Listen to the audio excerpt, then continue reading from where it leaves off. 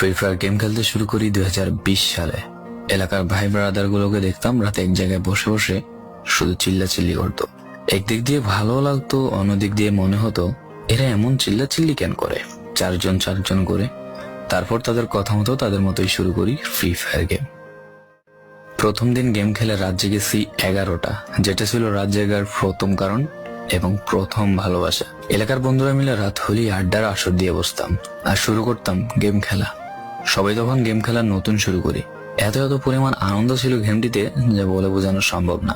তখন ভালো কোনো ফোন ছিল না, ল্যাগ করতো, তবুও খেলতাম। আব্বু আম্মুর কি পরিমাণ বকাঝকা খেয়েছি সেটা বলা বাহুল্য। অনেকদিন তো স্কুলও যাইতাম না, বন্ধুরা বসে গেম খেলতাম। কিছু টাকা জুগিয়ে কয়েক মাস পর একটা লেভেল আপ পাস ছিল না, 200 টাকায় বোধ হয় 800 ডায়মন্ড পাওয়া যেত। তো সেখান থেকে 800 ডায়মন্ড থেকে একটা অলগ ক্যারেক্টার নিই।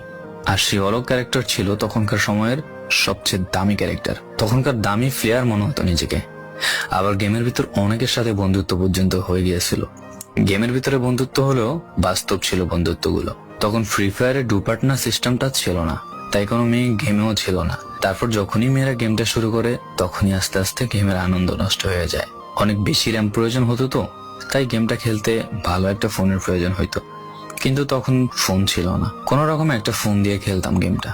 ভাবতাম একটা ভালো ফোন হইলে গেমটা আরো সুন্দর করে খেলতে পারতাম, ল্যাগ করতো না ইত্যাদি। কত আনন্দই না ছিল তখন।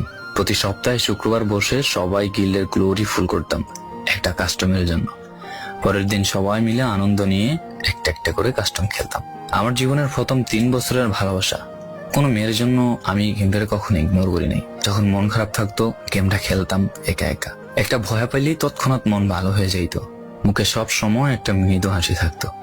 এখন আমার কাছে গেমটা খেলার মতো অনেক ভালো একটা ফোন আছে, আমার কাছে এখন অনেক ভালো কালেকশন আছে, টপ আপ করার জন্য টাকাও আছে।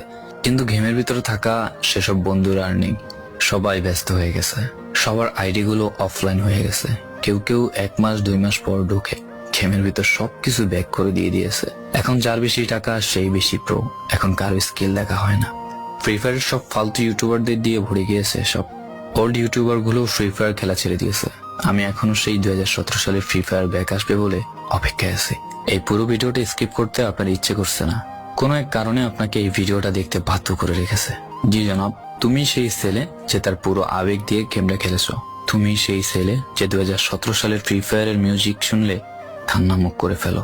তুমি সেই ছেলে যার এত পরিমাণ আবেগ যে এখন তুমি ফ্রি ফায়ার গেমের পুরনো কোনো ভিডিও দেখলে মন ভরে দেখো। তোমার আবেগটা কোনো মেয়ে নয়, নিয়েছে তোমার ফ্রি ফায়ার।